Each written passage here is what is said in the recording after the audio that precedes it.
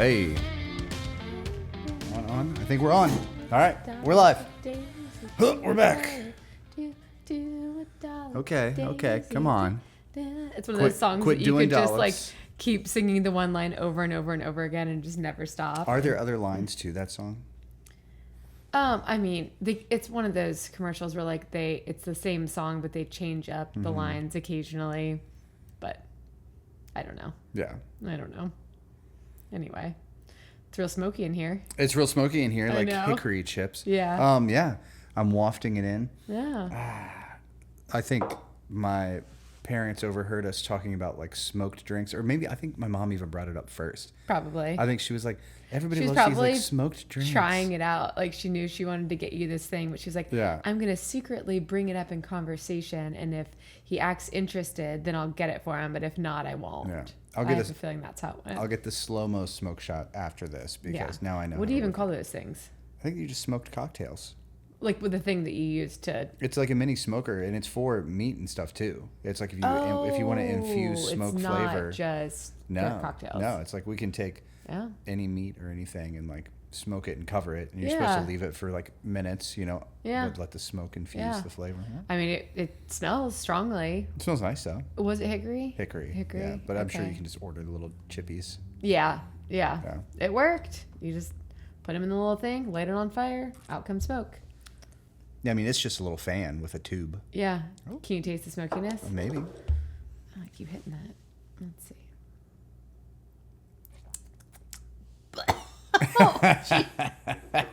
A little too smoky for you. Oh my God. No, there's no smoke at all. That was just straight freaking bourbon. Oh my God. That's pretty good. I don't really know what I thought I was just drinking, and I think I took a sip way bigger than I wanted to. I forgot. I don't know. Now you're gonna get loose. Oh God, no. No, it's just gonna take me a minute to recover. Cool. That's okay. I think. Let's go. So the week has been a week. The week has been a week. We did Monday. A week is a week. Today, episode 16. Oh, cool. We're back. Yeah. Sweet 16. Do you prefer even numbers or odd numbers? Oh my God, nobody has a preference like that, do they? Well, it's funny because I prefer even numbers just in general.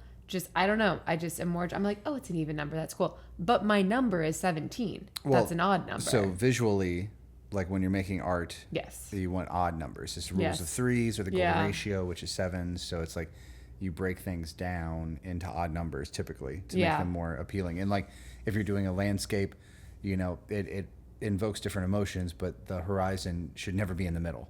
Yeah. You always want it either to be like 2/3 up or 1/3 down. Yeah. Like, you never put the horizon in the middle. Which is interesting because I feel like a lot of people would argue if you were just to ask somebody that they would prefer symmetry.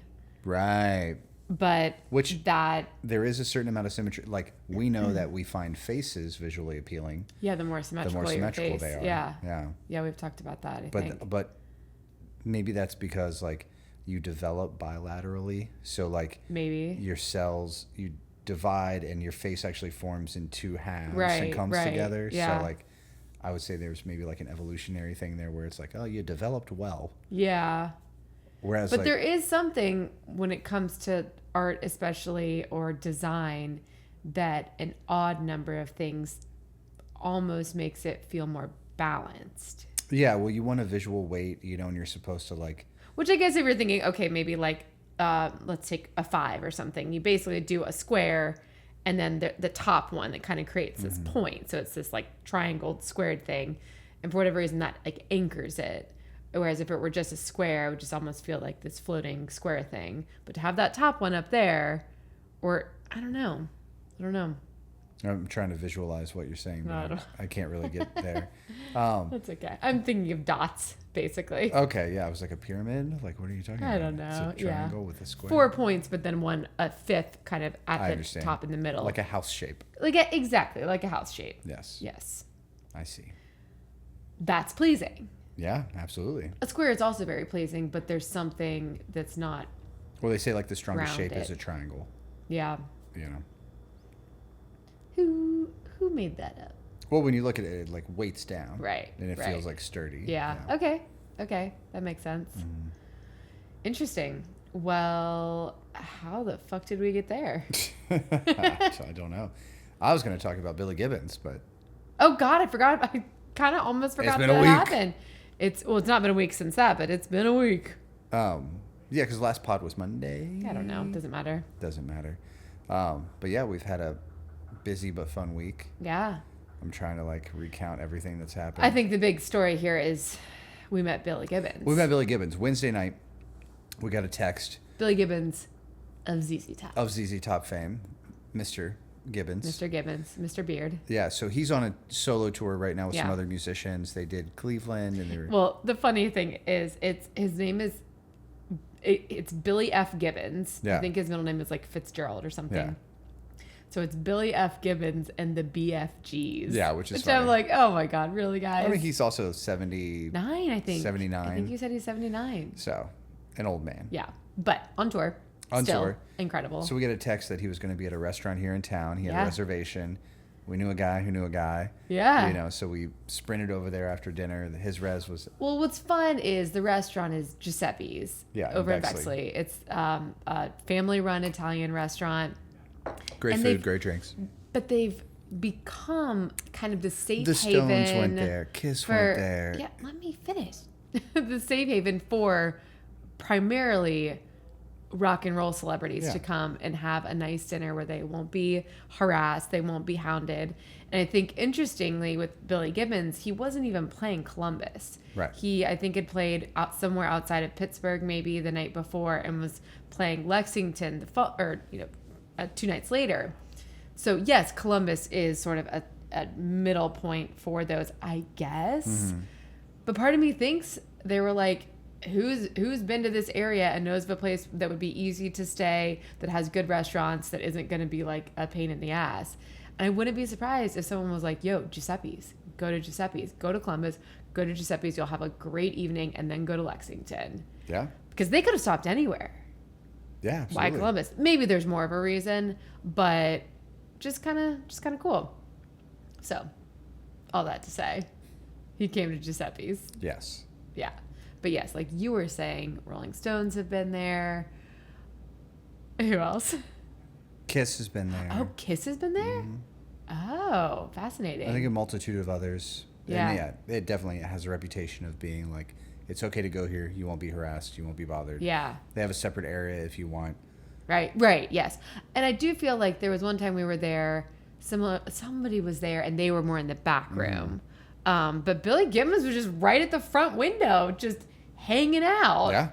And yeah, it was so fun. We just sat at the bar because the place was kind of dead because there was this big ice storm warning. So a ton of people canceled their reservations. But nothing happened. Unbeknownst to them, Billy Gibbons was coming in. You're lost. Nothing happened. So we're hanging out in this almost empty restaurant with Billy Gibbons sitting at the table across from us. And, nobody harassed him right away. Nobody went up to him. The funniest thing was the picture on the wall.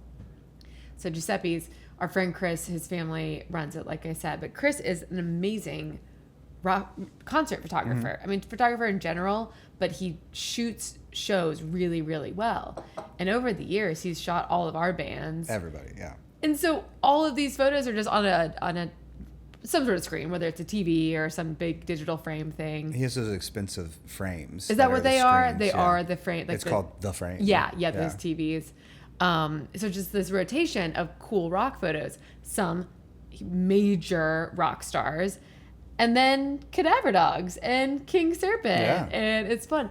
And so at some point we were all just talking and we looked over and it was a photo of the two of us on the screen. So we're like, oh shit, look, it's our picture directly above Billy fucking Gibbons.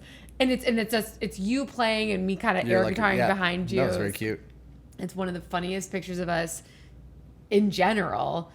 Than to be up on a screen in a nice restaurant with fucking Billy Gibbons sitting below it. So I had to get my phone out and take a picture. And I didn't want anyone to see me and think like, oh, she's taking a picture of Billy Gibbons. It's like, yes, I am. But my photo is above him now.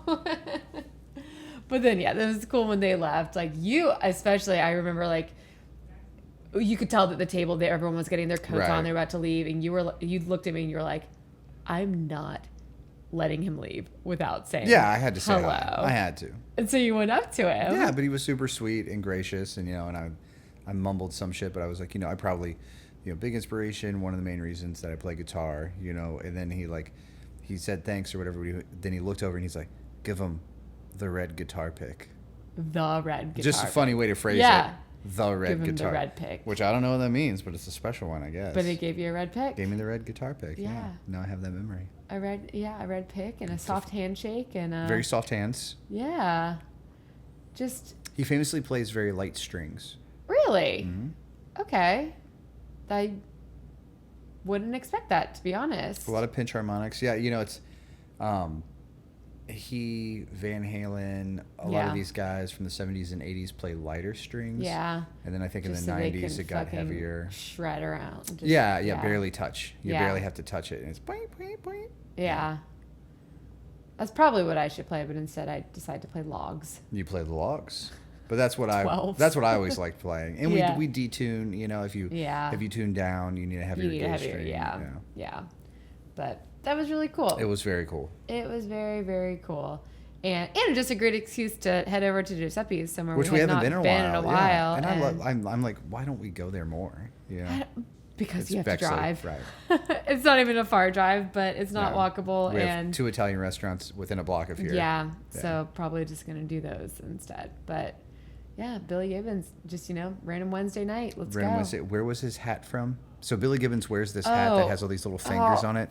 Is it like, I wanted to say Cameroon, but I think it's Cameroon. I think it might be Cameroon. Like the Prince of Cameroon or somebody traded him. Yeah, for like his top hat. So he would always wear a Stetson. Yeah. Cowboy hat style. And he was weirdly in Spain. Yeah. It was like the Prince of Cameroon. Yeah. Traded him this weird finger hat. And now he wears this like beanie that has all these little fingers on it. And he was wearing it. Google it. Yeah. But he wears this hat 24 hours a day. Yeah. It's never not on his head. And then he wears his other hat on top of it. He'll wear a giant cowboy hat over top of it. Yeah. But anybody listening, Google that shit. Yeah. It's interesting. I think it's 100% respect. Yeah. For the person who gave it to him and their culture and everything, but to the point where he's just like, and I'm not taking it off. This is just my aesthetic at all times now. Mm-hmm. This is just who I am. Yeah, I knew nothing about it, and then you mentioned it, and I looked it up, and I was like, well, I never looked it up. Like, I've always like noticed it because it's been many years now that he's worn the same thing. Yeah. Well, it was cool. It was very cool. Very cool Thank experience. You, Chris. Yep. Thank you, Chris. Yeah, but otherwise, how's your day? Solid. I mean, tons of tattoos this week. Started painting. Yeah. So that's been really fun. Going to start a new series of paintings, but I feel super inspired and I know, I love that. Charged up right now. That's good. Yeah. Why do you think? I don't know. Whatever. Something in the air. Yeah. Grab it and go. Well, it's probably because we're Can't we're in a holding pattern. Yeah. It's like we got to get this construction done. Yeah.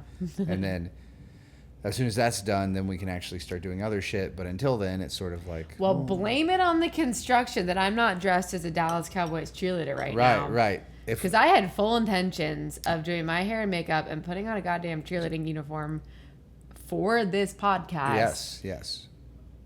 But then I got a call about the construction, and it really annoyed me. It was a bit of a bummer, yeah. And sorry to say, it ruined all of that. Why was I going to dress as a Dallas Cowboys cheerleader, you ask? Pray tell. Oh, God, we just finished that show, and yes, it was absolutely so incredible. Fun. Yeah. And I was thinking today that, and this is similar for books to me.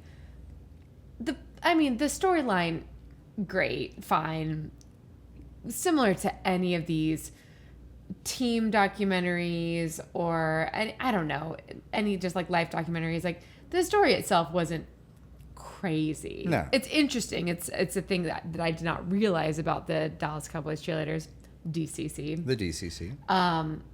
But the editing. Well, it was shot beautifully.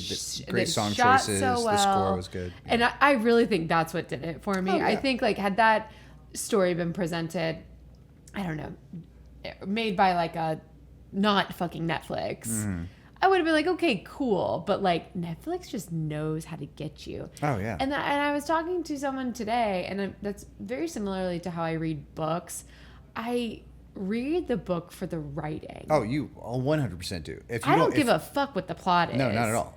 It's the writing. It's the really sentence funny. Structure. Yeah. It's the paragraphs. It's the movement on the page. It's just like it could literally be a book about walking down the sidewalk. Yeah. That's all it is. But if Pat Conroy wrote it. Yeah. Oh my God. Yeah. But really anybody. It's like, then I'm hooked. I'm absolutely hooked. And that's why I really struggle with a lot of. Well, even Pulitzer Prize winning books you've tried to read.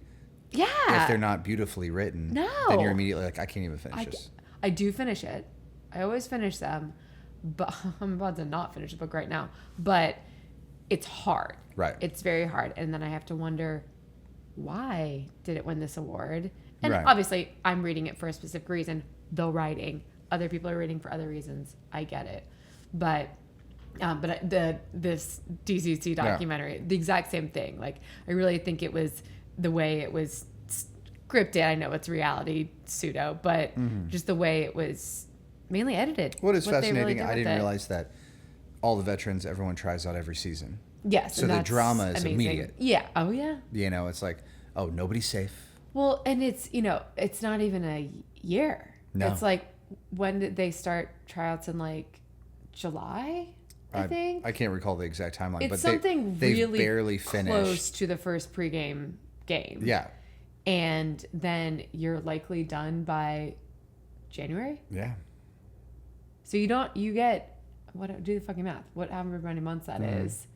That's not a long time. You put in all this effort and then it's like, all right, cool. You did your season. Now you get to stress out about having to retry out.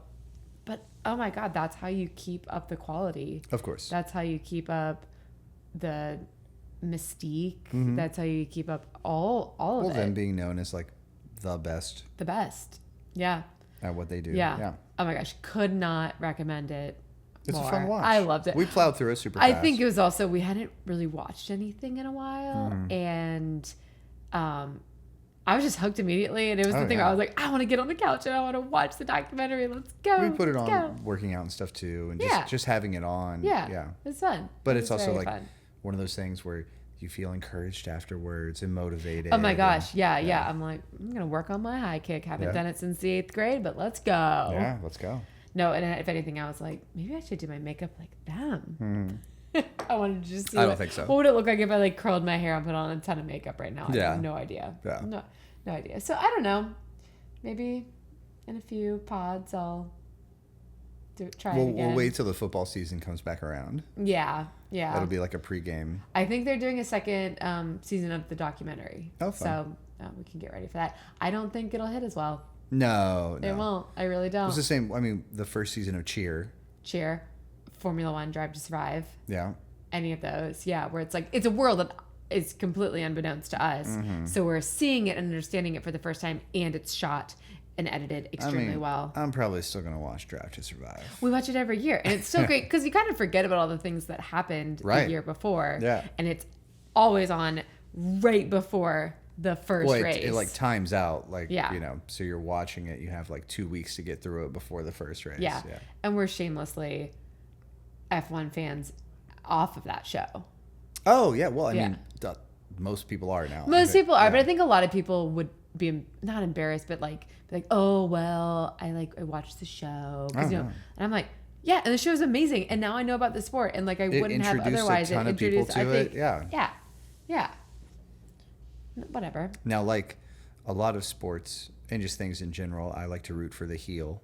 Yeah. So that's why we're Verstappen fans. Yeah. Give it to me, to the max. Yeah, to the max. Let's go. But you're not rooting for Kansas City. And I feel like they're kind of the heel in this Super Bowl. Yeah, well, that's just because they've won a lot. I mean, people love to shit on them. Same with Max. Well, Max is kind of a villain. Okay. Like, he just comes off cold. Yeah. And not as personal. Whereas, like, Mahomes and Kelsey and people are like sweethearts. They're fine. Yeah, you're right. Yeah. They're Nobody thinks Verstappen is a sweetheart. Yeah. I think he's just a goof. Yeah. I think he's a total. Anytime you're that good at something, well, it means you're a little off. Well, it means you had to sacrifice forego, a lot of your interpersonal skills. You didn't go out to clubs. You didn't socialize because you were busy becoming the absolute best at whatever your craft is. Yeah. And that's why all these guys end up having terrible personal relationships. Yeah. You know, and I mean, a Tiger Woods situation. Right. Like, so common. Yeah. But also you're like loaded.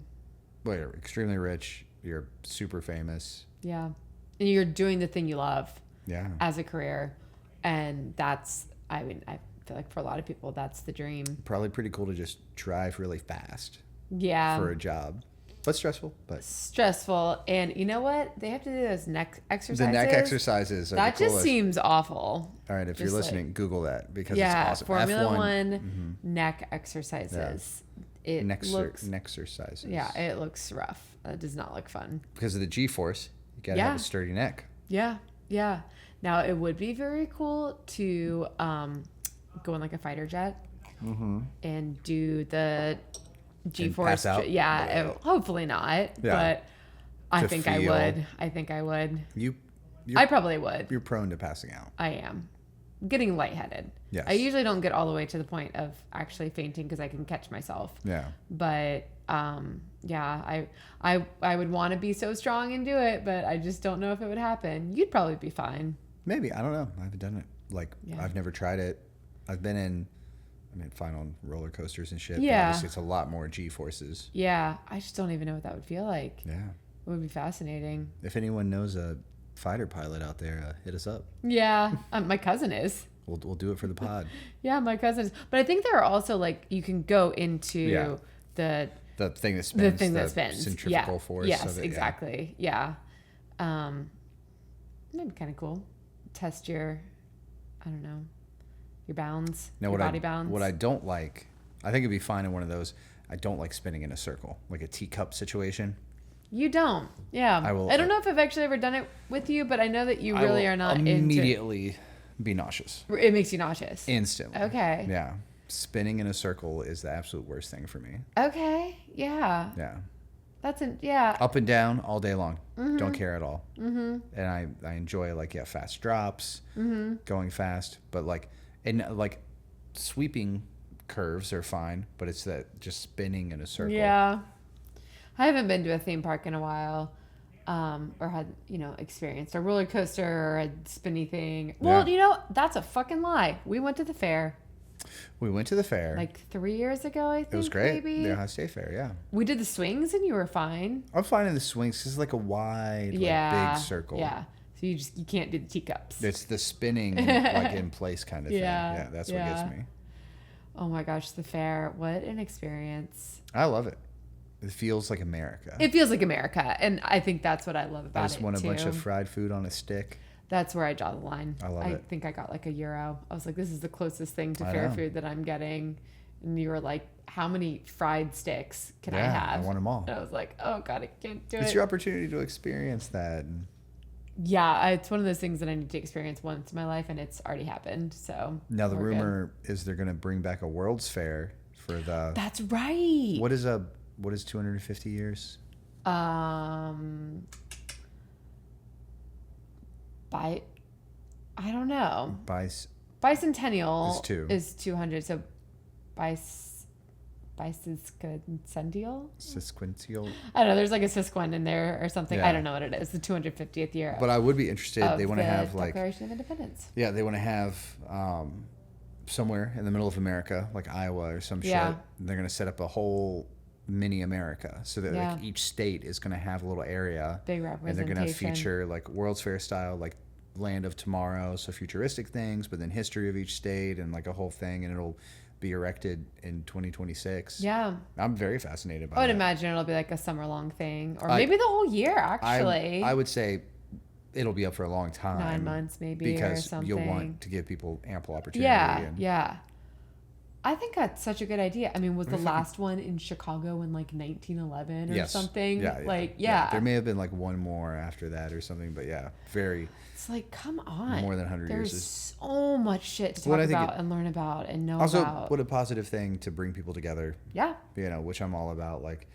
Let's, God, cheesy shit. not focus on what divides us, you know, but like what brings us together, and like what do all the states offer, you know? Yeah. A lot of people are like, what's going on in the Dakotas? What is going on in the Dakotas? Yeah, well, you know, think they're probably harvesting a lot of shit that we probably use, a lot of oil too. Probably. Yeah. Yeah. Well, and it's like people only think Ohio is corn. We are so much more than corn. We're so much more than corn. Come and talk to us. Come and visit us. I just like, think it's such a good idea. 7 presidents, you know, first man on the moon. Yeah. First in flight. Rock and Roll Hall of Fame. You have to say it all very angrily The because no one Ohio believes State University. you. Yeah, you just keep saying shit over and over. Oh my gosh, the Ohio State University thing just... It's silly. It's a silly so thing. silly. It used to drive me crazy, and now I'm just kind of over it. I think because it's Well, lasted longer than I thought it would. It became annoying because they like got the copyright or the... They tried to like trademark They wanted to trademark the. And I was like... And everyone was like, you can't do get that. over yourselves. Yeah, Don't be silly. Yeah. No, just market the fuck out of it, brand it, whatever. Yeah. But like, you don't own the word the. Now they get pretty weird. It's interesting now because of the NIL stuff, the name, image, likeness. But they used to be very, very strict about how to represent players. Yeah. Using their images and stuff. Well, that's what I was Ohio State players would come to the tattoo shop. So like, if you posted a picture with an Ohio State player, they would make you take it down. Yeah. Would like the player could post it, but you weren't allowed to post it because then hypothetically you would be getting business off of the fact that you tattooed an Ohio State player. Yeah. And they were like, "That's I don't even know." They said they would sue us. They like threatened us. Yeah, because I mean the player was essentially owned by the university at the that time. point. So, but now with all the NIL stuff, there's much more. I mean, the player has more autonomy in what they can do with themselves. If they want to get money to rep a brand, you know, they can. So. Yeah. Which there was I think makes an sense. Ohio State wrestler who was sponsored by a tattoo shop. Really? Yeah, like last season. Really? Mm-hmm.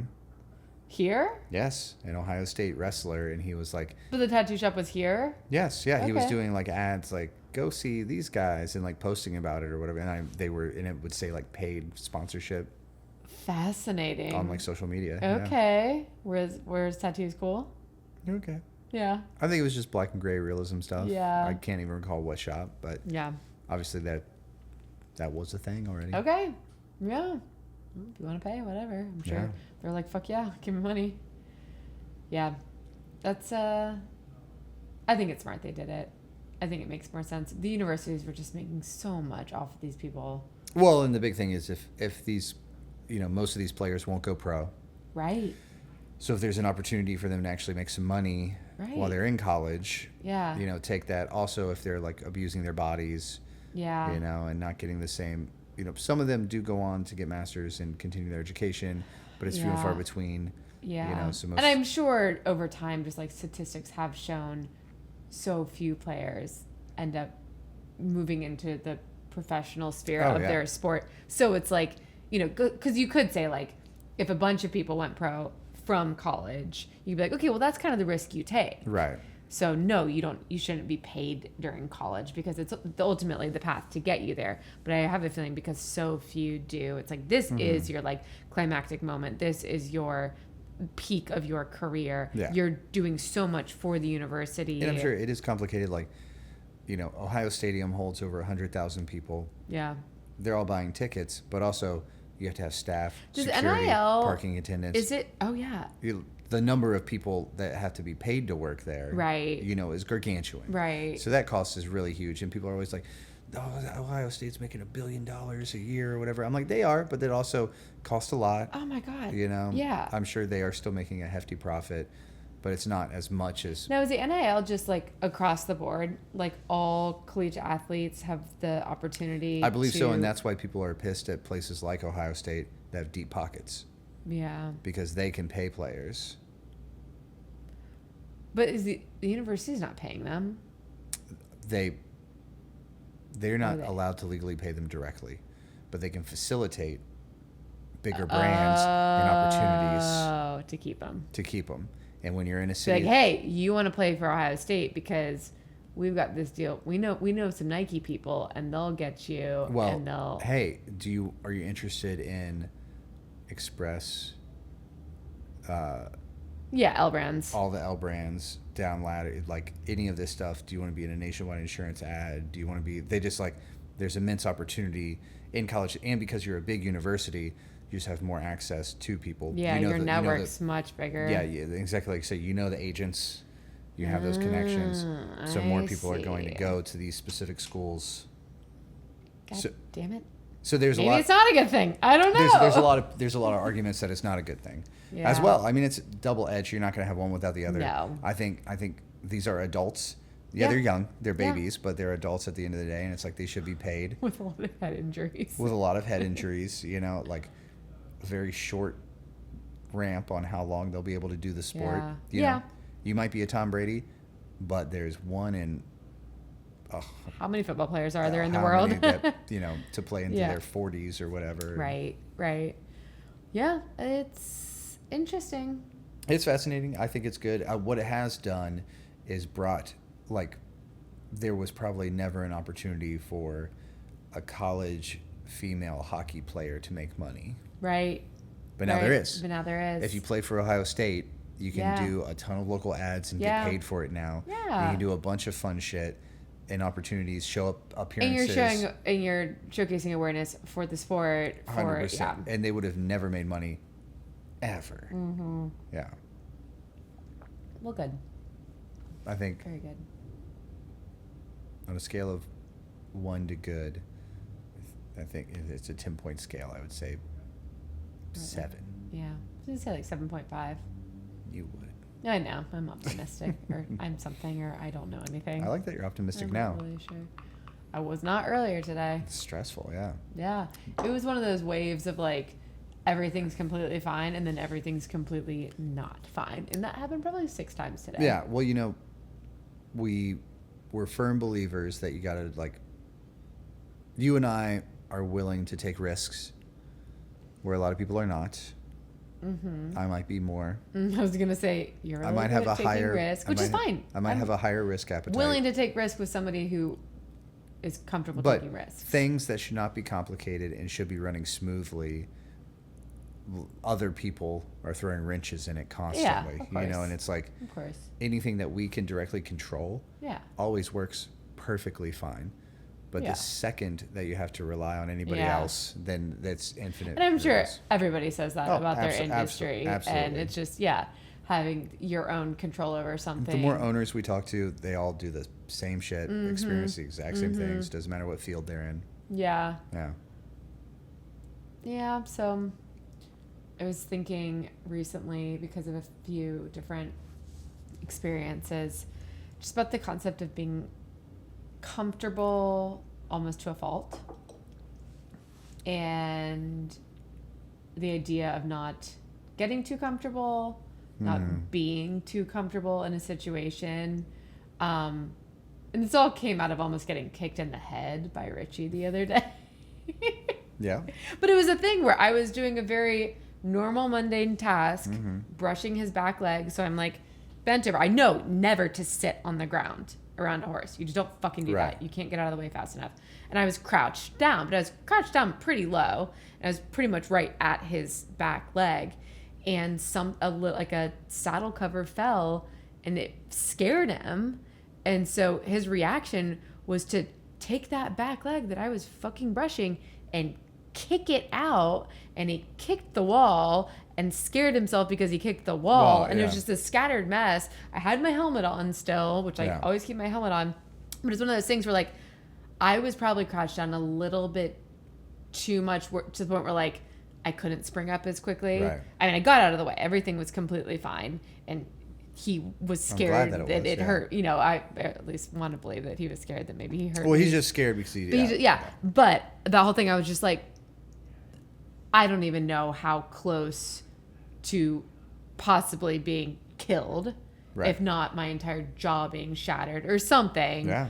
I was. And I was all right, a little moment to remind myself that even though I'm very comfortable around horses, but especially this horse, and I've spent a lot of time with this horse, and I know his personality, and I know my environment, and I know what I'm doing, don't get too comfortable. And that's obviously a big metaphor for everything. Yeah. I mean, they say it about exercises. You need to rotate through things. You right. can't just do.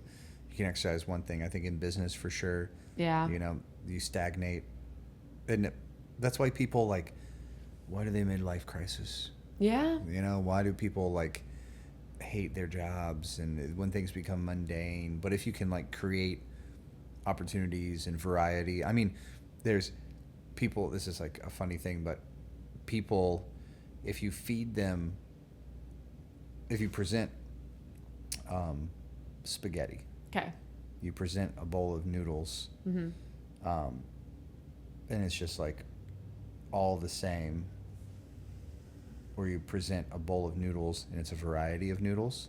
Different styles or cuts. Bow tie and rigatoni and spaghetti and people will eat way more because there's a variety. Oh. If you put down just a whole thing of apples, people will have one. Mm-hmm. But if you put an apple and an orange and a banana and a whole bunch of different fruits, then people will have a little bit of all of it. More of it. We have evolved to love variety. Mm. I don't, I'm sure it's because there's multiple nutrients there, but it's really everything in life.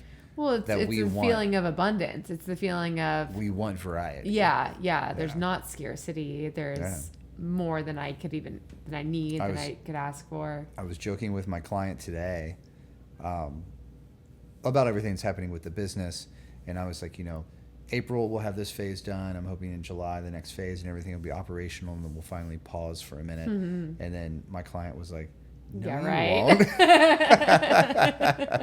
She was like, "You'll immediately be doing the next thing, whatever that is." There's also a place and a time for pause, though, and I think sometimes has to be a little bit forced, but I think it's extremely healthy. And I mean, we'll see what happens, but you do sometimes just need to be operating. Of course. And I think that's a healthy place to be for a period of time. And then you'll get the itch, and then you'll start doing something again. But we're pretty bad at that. Yeah. Well, it doesn't always have to be the same sector. Right. For us, it's okay, hopefully we get Parlor Suites just smooth sailing, and then we'll probably write a record. Yeah. It'll be we pivot to something else, yeah. and then we'll loop back around okay, well, now it's time to expand or not, or, do whatever the next move is. And write that country record. Oh, we're definitely writing a country record. Buckle up, everybody. I think it's going to be so fun. Yeah. I really do. But that's all we're going to say about it. That's all we're going to say about it. But it's going to happen. Yeah. Yeah. Probably have 7 country demos from Oh, probably. Yeah. Anytime I sing along to country songs, I really like the way that I sing.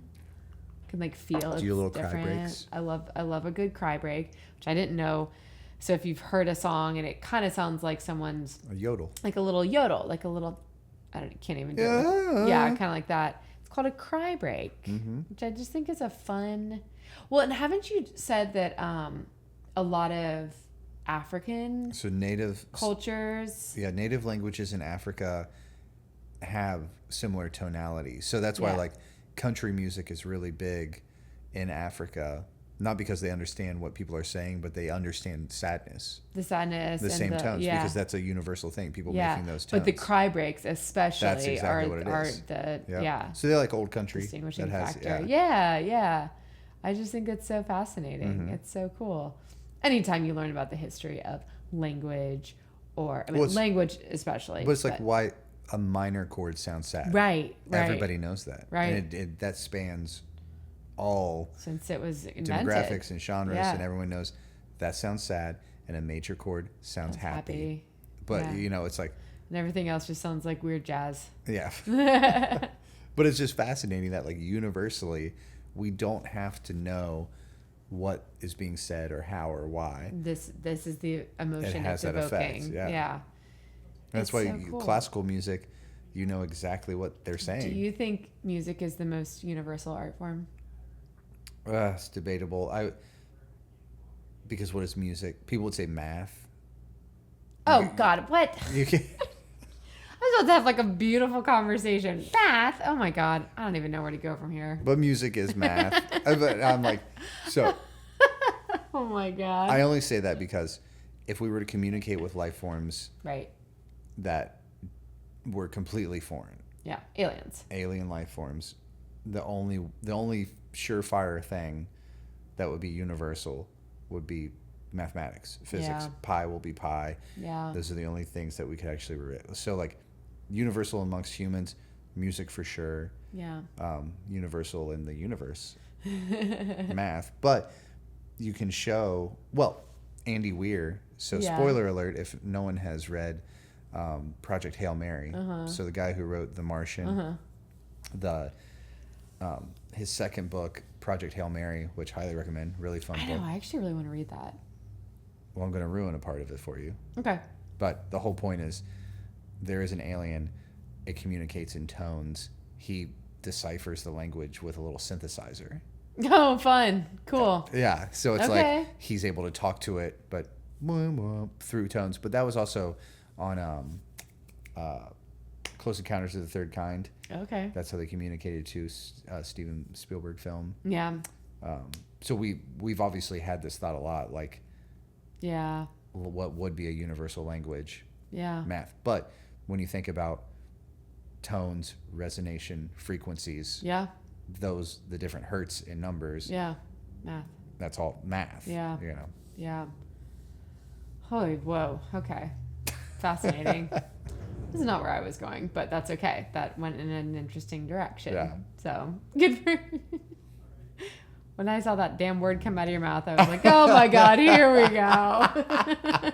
I can't help it. I can't help it. I know. No, it's good. It's good. It's very good. So. All right. Well, I think we can probably start wrapping up.